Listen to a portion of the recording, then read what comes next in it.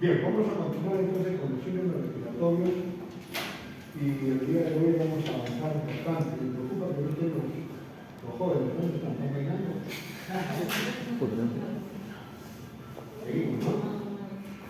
Bien, habíamos visto el síndrome de compensación pulmonar, habíamos visto el síndrome de membrana pleural y el día de hoy vamos a ver el síndrome de atelectasia pulmonar.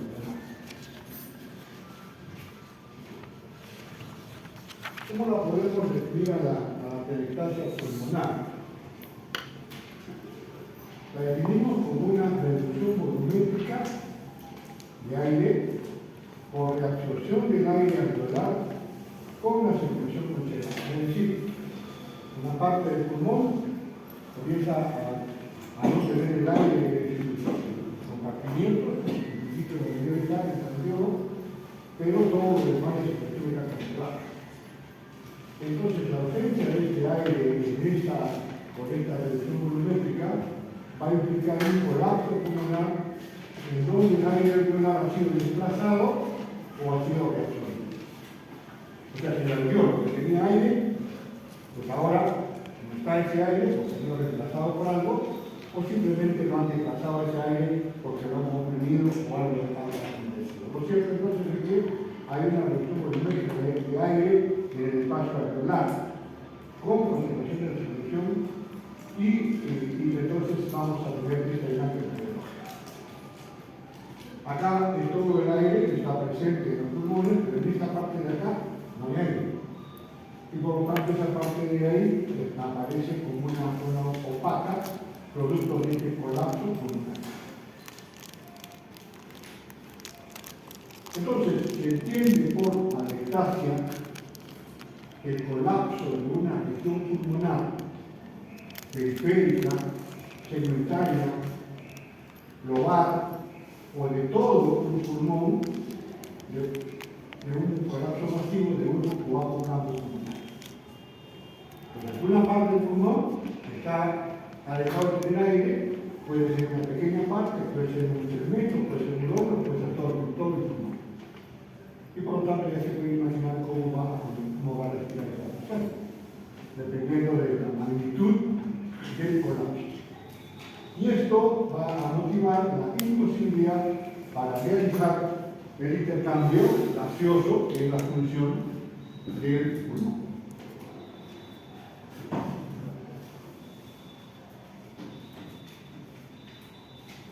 Esta atelectasia, entonces, es consecuencia de diferentes trastornos pulmonares o extrapulmonares. O sea, puede estar este problema del reemplazo del aire o otra cosa dentro del pulmón o puede estar fuera del pulmón. Por lo que dicha entidad patológica, por lo tanto, esta atelectasia no es una enfermedad. Decíamos, es un síndrome. Y entonces la manifestación es la manifestación, este síndrome de atelectasia es la manifestación de una patología pulmonar subyacente. Algo que está aconteciendo, pero que no corresponde directamente al pulmón. Entonces vemos esta parte del pulmón que está colapsada, y que es en una necrosis. En el neonato existe una mayor predisposición a desarrollar atelectasia que en el adulto. Decíamos, cuando nosotros tenemos un globo inflado, hacemos una fiesta, inflamos el globo y lo dejamos ahí, a ese globo, pasa el tiempo, ese globo va a perder el aire y va a terminar colapsado. Eso mismo es lo que sucede en este síndrome de atelectasia pulmonar. Esa es una posibilidad. Y la otra posibilidad es que a ese globo se lo empuje tanto que finalmente termine colapsado. Entonces, esta atelectasia nos dice acá que en el niño existe una mayor predisposición a desarrollar esta atelectasia que en el adulto. ¿Por qué?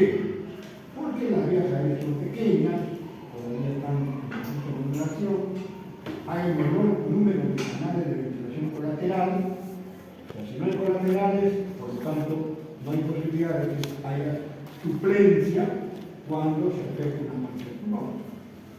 Y la estructura del tórax, que presenta una mayor debilidad con respecto a la vida.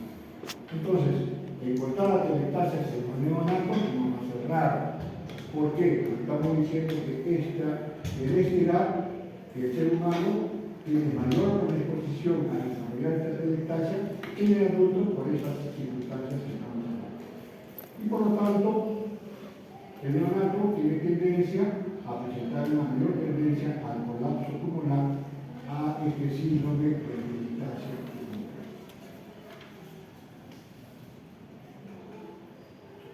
¿Cómo podemos llegar a tener ese síndrome de atelectasia? Entonces, existen dos posibilidades: o que sea una atelectasia por oclusión o que sea una atelectasia por compresión. ¿Cómo así por oclusión? Es decir, que algo obstruya el paso del aire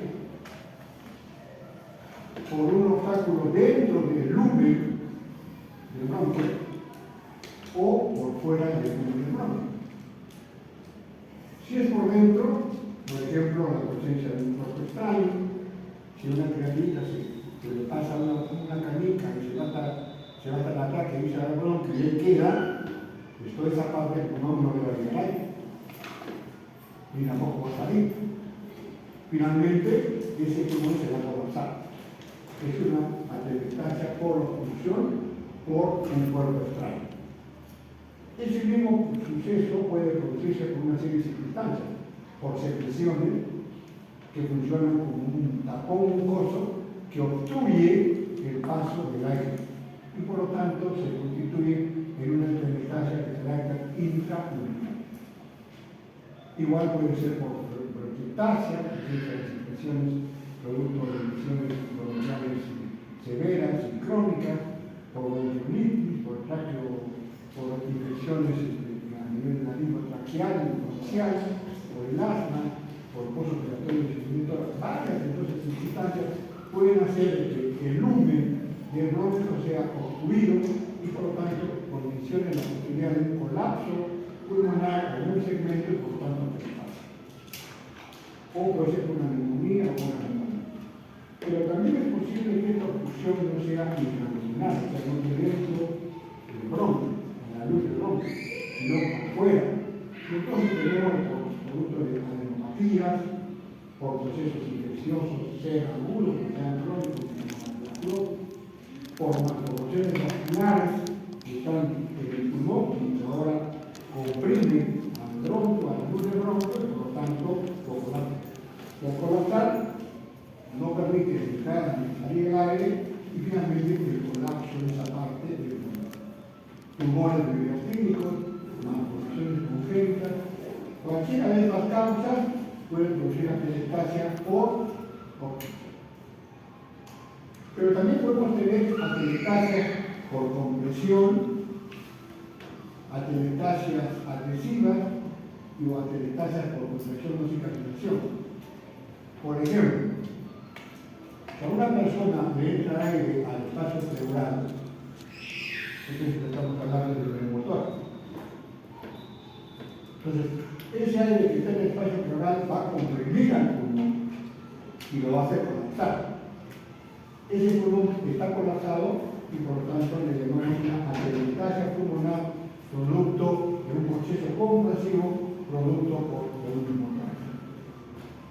Si el problema es aire en ese espacio, puede ser líquido. Y entonces estamos hablando de un pleural, estamos hablando de un biotórax, estamos hablando de un hemotórax, estamos hablando de un derrame pleural de contenido linfático, cualquiera que sea el líquido, lo llamamos derrame pleural, y por lo tanto, estas dos circunstancias pueden comprimir desde la pleura visceral al pulmón y hacerlo colapsar. Y por lo tanto se presenta una atelectasia por compresión. Igual juega para los tumores intratorácicos, las adenopatías, las infecciones congénitas que van creciendo y van comprimiendo, ¿no es cierto?, atelectasia por compresión estricta. También puede ser por atelectasia agresiva, lo que se llama síndrome de dificultad respiratoria del neonato, es decir, se supone que el alveolo le decían a propósito, yo le decía una tarea, ¿correcto? ¿Cómo cómo se llama cuando el pulmón que no ha nacido,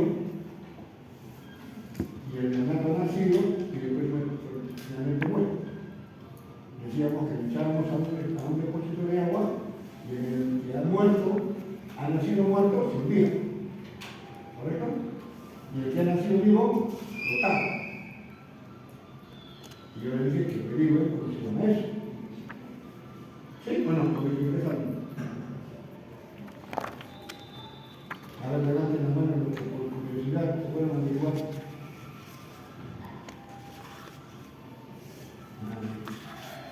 Bien. Entonces, acá lo que se está produciendo es que hay un signo vehicular respiratoria, la peristalsia adhesiva, porque el alveolo no logra despegarse. Está como adherido. Entonces, si está como adherido, no entra aire. Si no entra aire, está conectado. Entonces, atelectasia adhesiva. Atelectasia por contracción o cicatrización, producto de procesos infecciosos, producto de procesos fibrosicos, ¿no? Por la creación de musculares también se puede producir este tipo de atelectasia. Entonces, podemos llegar a la conclusión de que hay diversas formas de producir atelectasia, pero si las agrupamos, en la atelectasia por oclusión y en la atelectasia por compresión, y vea usted los diferentes posibilidades para tener cada una de ellas. La más frecuente de las dos, dijimos, obstructiva y no obstructiva, es la obstructiva, que es la más frecuente, y se denomina atelectasia por reabsorción, es decir, por oclusión total del bronquio o del bronquiolo. Entonces, en esta parte, el bronquiolo de este sector está obstruido, y por lo tanto esta parte del pulmón está colapsada, no tiene aire. Entonces se comporta radiológicamente con esta imagen. Esto puede ser global, segmental, puede ser lobular o puede ser de todo el pulmón. Entonces, esa es la causa que se hace más frecuente, la obstructiva es la más. Y la no obstructiva, como decíamos en el año anterior, puede ser pasiva, puede ser agresiva o puede ser cicatricial. Entonces, igual acá, en la imagen heteronormal, esta parte de acá está el pulmón atelectasiado, está colapsado, no tiene aire esa parte del pulmón. ¿Por qué? Porque algo de esto se ha producido. Pasiva, el aumento de la densidad del pulmón es dado por reducción de aire neuronal. Por ejemplo, cuando un neumotórax colapsa a esa parte del pulmón. Puede ser de manera neuronal, puede ser más sórdida, ¿no es cierto? Que están empujando el pulmón. Entonces ese pulmón colapsa. No obstructiva, pasiva. No obstructiva, adhesiva. Tiene una génesis controvertida atribuible a la ausencia o a la disminución del surfactante que puede observarse en el síndrome de disfunciones respiratorias de recién nacido, ¿no? O de distintas respiratorias progresivas de cáncer. En otras palabras, si el alveolo no logra despegar. Si no logra despegarse, no logra aire. Y por lo tanto, esa parte del pulmón va a estar consolidada, así como lo estamos viendo en la labor. Y finalmente, la no obstructiva cicatricial, producto de fibrosis. La fibrosis cicatricial con restricción pulmonar distorsiona la arquitectura pulmonar y produce colapso. Por ejemplo, por lesiones por tuberculosis, por lesiones fibrosantes, los bronquios o los bronquiolos permanecen permeables, por lo tanto puede existir un programa aéreo. Es decir, en esta parte del pulmón el problema no es el bronquio, el problema es el alveolo. Por lo tanto, el aire que está en el bronquio se puede ver. A eso le llamamos, ¿no?, un programa aéreo. Hay bronquio con aire. El problema está más distante a nivel anular. ¿Cómo podemos clasificar a esta atelectasia? Por el inicio en aguda y en crónica, y por su extensión en total, en lobular o en segmentaria. El inicio agudo suele ser ruidosa, asociada a dolor, asociada a disnea, porque el paciente no puede respirar, una parte del pulmón se ha colapsado, y lógicamente si no hay entrada y poca salida de oxígeno y de CO2, es posible que el paciente ahora presente cianosis. Disminución de la saturación, aumento de CO2, hipercapnia, cianosis. O en la forma de inicio crónica, tiene pocos síntomas porque el paciente poco a poco se va compensando, inclusive no llega a sentir molestia importante. Y por definición, dependiendo de la magnitud de la atelectasia, total, todo un pulmón, lobular, un lóbulo, o atelectasia secretaria, una parte, ¿no?, del lóbulo. Vean ustedes, acá todo esto está normal, acá no existe pulmón. Es un neonato que ha nacido con una atelectasia pulmonar izquierda. Resuelto el problema, aparece ya la coloración oscura que implica la presencia de aire. Atelectasia del lóbulo inferior derecho, igual acá hay una opacidad, ¿no?, que normalmente debe tener este color oscuro, tiene un color blanco. ¿Cuál va a ser la clínica? Los síntomas de esta atelectasia dependen fundamentalmente de la enfermedad de base o de la magnitud de la obstrucción. Si la obstrucción es importante, entonces las consecuencias van a ser mayores. Y de la enfermedad de fondo. Decíamos que la atelectasia no es una enfermedad, es un síntoma. Por lo tanto, hay una enfermedad de fondo. Va a depender de la enfermedad de fondo, de la enfermedad de base y de la magnitud de la obstrucción. Pero en ocasiones la atelectasia puede no presentar síntomas a menos que la obstrucción sea importante. Decíamos que en algunos casos, cuando es de carácter crónico, esta situación se hace con menos indicaciones.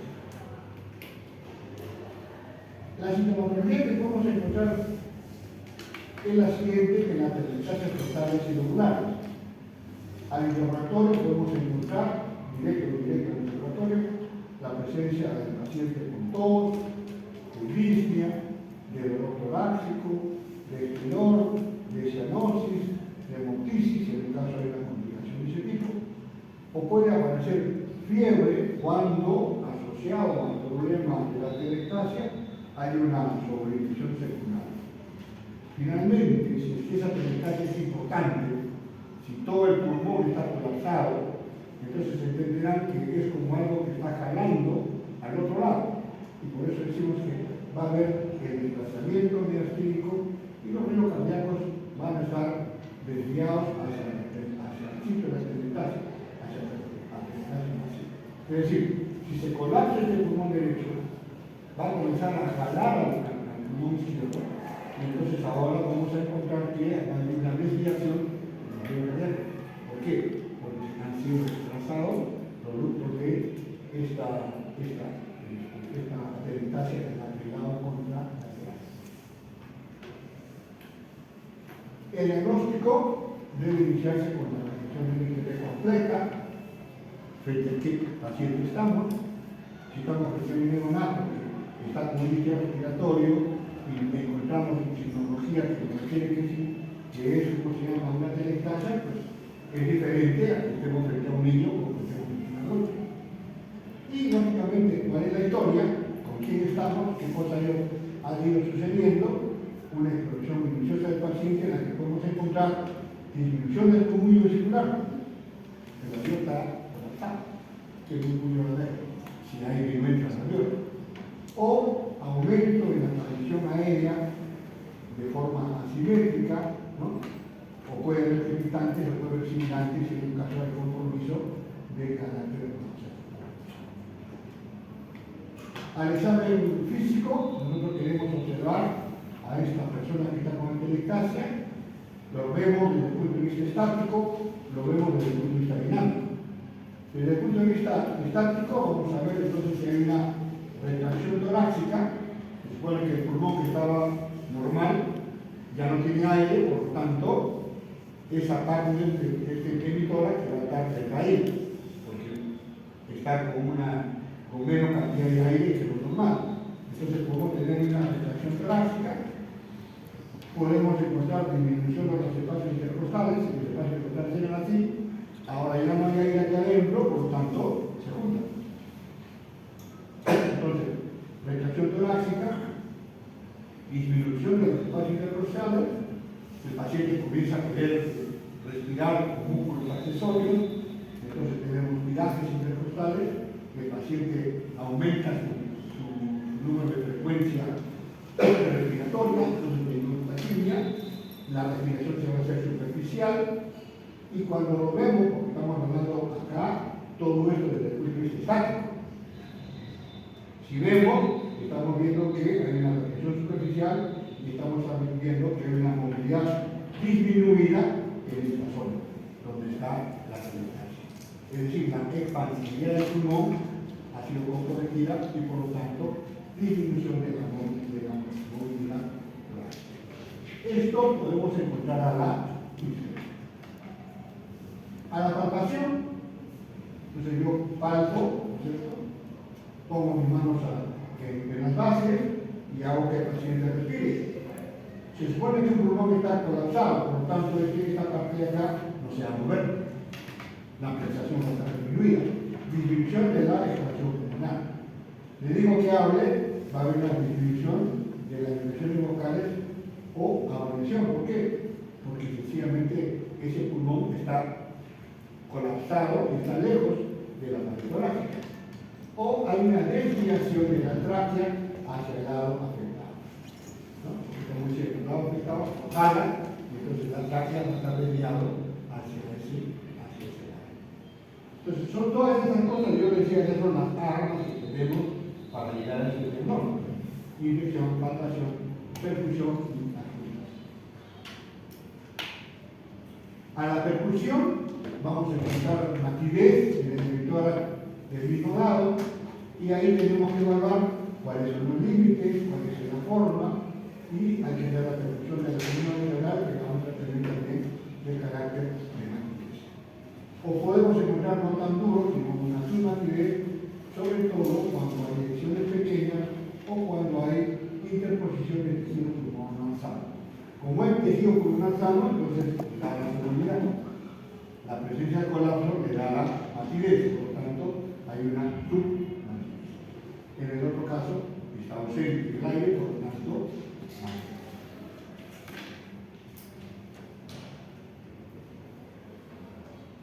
Al examen físico, al examen a la ocultación, ausencia de fluido vesicular y de fluido agregado, como el bronquio es posible que esté limpio, entonces podemos encontrar soplo brónquico alejado, ¿no?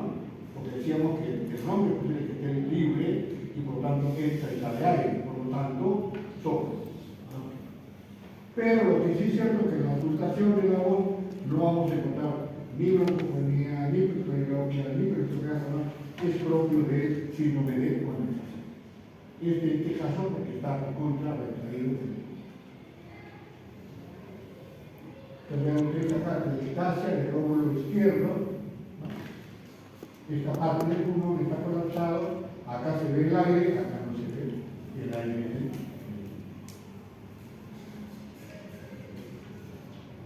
Vean ustedes, esta parte de acá, que el segmento está colapsado, por lo tanto se mueve de manera opaca. Este es una gráfica y este es la fotografía.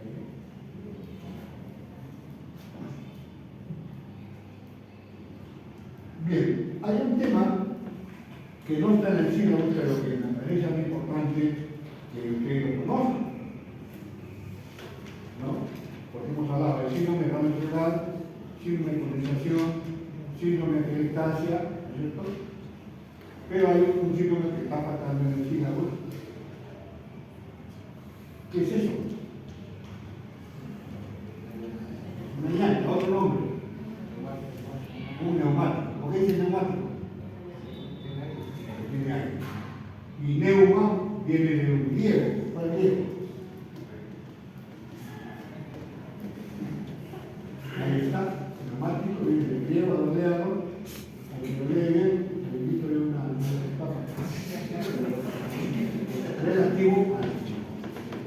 Pues bien, así como es en esas llantas se convierte en un neumático, así también podemos tener aire en el espacio pleural. Y entonces eso se llama neumotor. ¿Correcto? Entonces, ¿qué es el neumotor? Es el ingreso del aire a la cavidad pleural.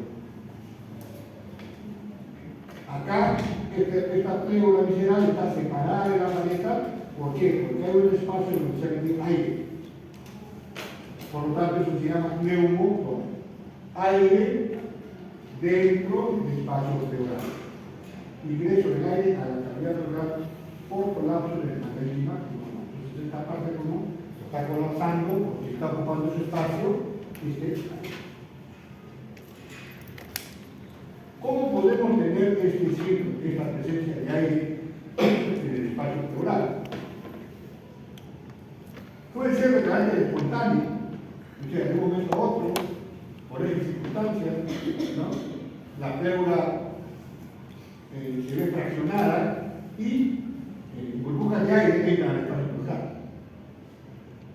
Burbujas subpleurales, por el enfisema ya vamos a ver más adelante, es un deterioro progresivo de los alveolos que pueden ahora comprometer a la pleura también por continuidad y finalmente salida de aire al espacio pleural.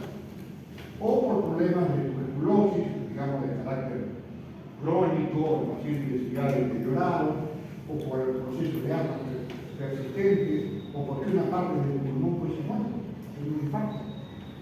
Y por lo tanto, esa pleura también va a ser dañada y va a permitir salida de aire a monte del espacio pleural, por lo tanto, neumotor.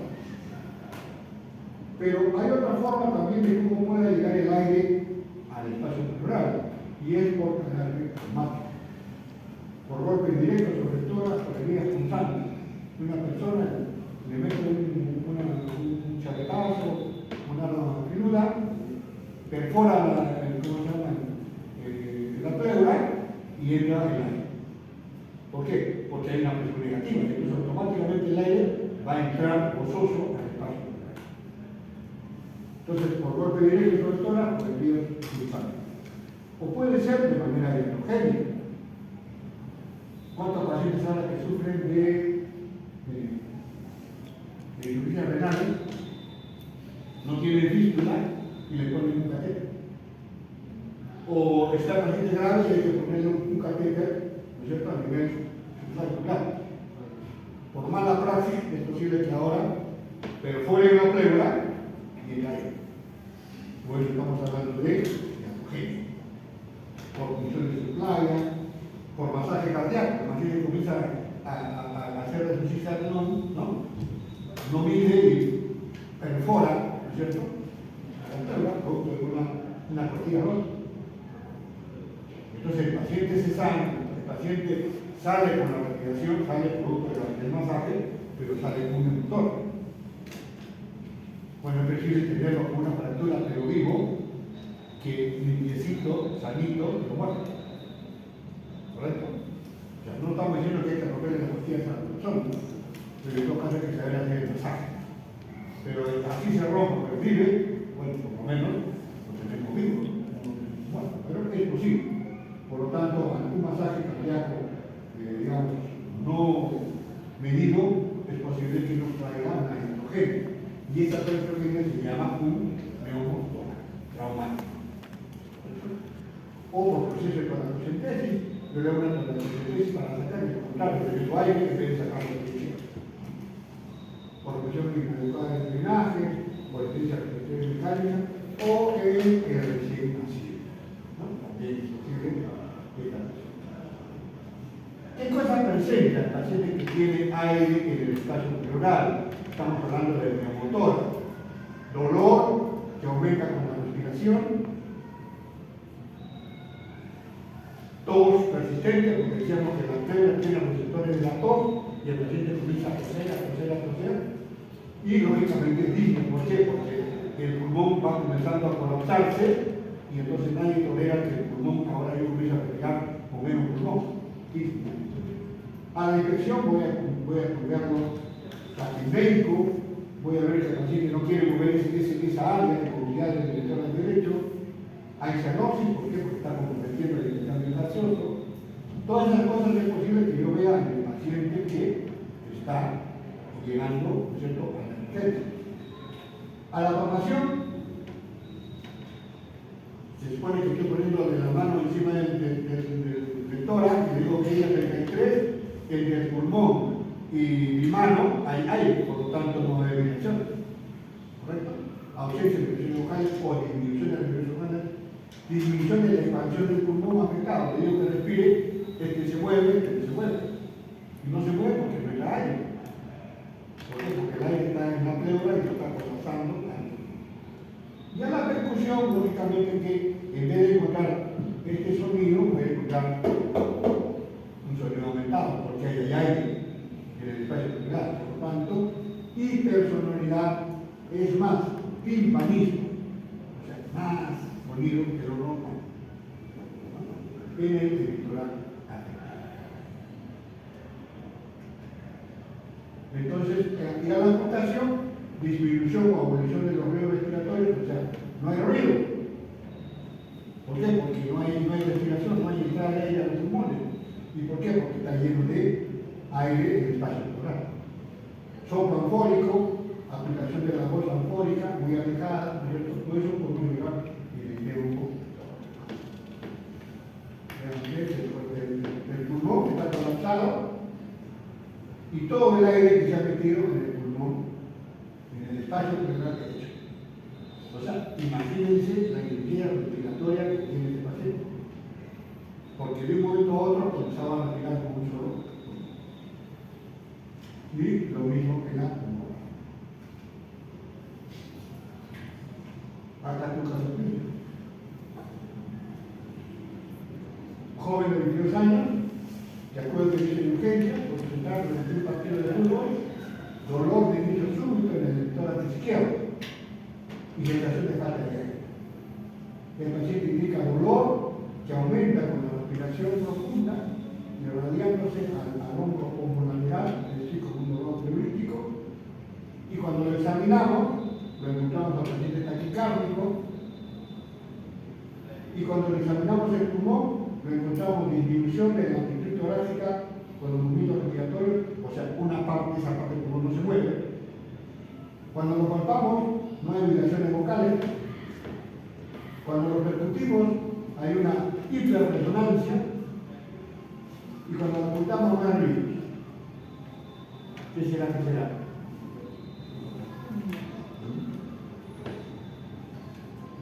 Entonces, la amplificación está disminuida, se mueve, al volumen muscular está disminuido o ausente, y acá suena no así. Entonces estamos frente a un neumo. Pero estamos en la radiografía y encontramos aire en la cavidad mental. ¿Necesitamos la placa? No. Tenemos que estaba hecha. La necesitamos para corroborar. Entonces, lo que les decía, podemos utilizar una tecnológica, poder dar un diagnóstico. Lo otro me ratifica lo que yo estaba pensando. ¿Correcto? Bien, entonces, ahora lógicamente, como ya hemos visto varios síndromes, pues efectivamente ustedes van a tener que aprender en dónde hay un muy, en dónde no hay un muy, dónde hay vibraciones vocales, dónde se hay, dónde hay aumento, dónde desaparece, no sé. ¿Correcto? Entonces, acá hay una tabla que les va a permitir a ustedes hacer la comparación entre la condensación, entre la metastasia y el terreno pleural. A la impresión, por ejemplo, en la condensación hay una presión superficial, hay una sensación de polemia, pero en la metastasia se supone que no hay pulmón, porque el pulmón está retraído. ¿Estamos? Por lo tanto, va a haber retracción del emisor. Está como chupado, entre comillas, la expresión. En cambio, el menor, como tiene agua, hay un arrobamiento, etc. Los espacios intercostales estarán separados. En este de acá, los espacios intercostales estarán juntos. Eso es la expresión. A la palpación, yo le digo que diga 33 y va a aumentar. ¿Por ¿Por qué? Porque toda organización hace que se aumente la respiración. Acá en la peristalsia hay una disminución, ¿por qué? Porque está lejos pues, el pulmón, no hay pulmón, está metido, está retraído. Y acá hay una ausencia, se supone que yo digo que llega a 33, el agua impide que la onda llegue. Entonces hay una disminución, ausencia o disminución del territorio vocal. A la percusión, yo voy a usar matidez, ¿no? Está condensado. A la percusión, acá también hay una matidez, pero que está un poco más alejada, y acá también hay matidez, o sea, matidez. Y en la ocultación, acá lo que está pasando es que es posible que al inicio puede ser irritante, pero cuando el alumno está ya tocado de definiciones, ya no es irritante. Y entonces sí vamos a encontrar el soplo pneumónico, porque está entrando el aire nada más por el bronquio, o pectoriloquia, el paciente cuando habla se te escucha clarito, cuando habla despacito también se le escucha, el micrófono. Acá hay un silencio respiratorio. Entonces vean ustedes, esa tabla es la que tiene que aprenderse la memoria, pegar el cerebro. De manera que cuando examinen al paciente puedan decidir de cuál de los síntomas está.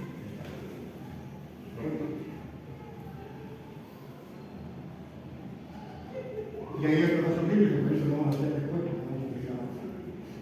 A ver, para continuar.